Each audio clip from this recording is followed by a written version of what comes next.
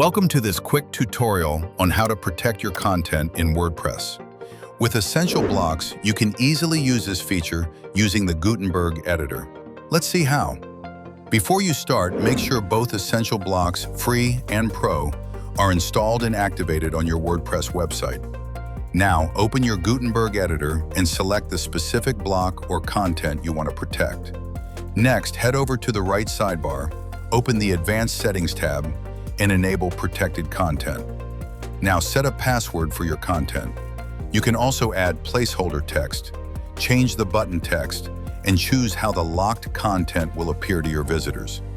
The Remember Unlock Time option lets you control how long visitors can access the content after entering the correct password. You can also enable rate limiting to reduce wrong password attempts and improve security. This tracks visitor IP addresses, and you can even set a custom lockout duration. You can customize the lock icon, icon color, background color, icon size, border radius, content type, title, restricted content message, and incorrect password message.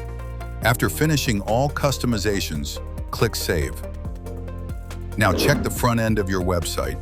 You will see that the content is protected with a password. That's how you can easily use and customize protected content in Gutenberg using Essential Blocks. Don't forget to like, share, and subscribe to our YouTube channel for more tutorials.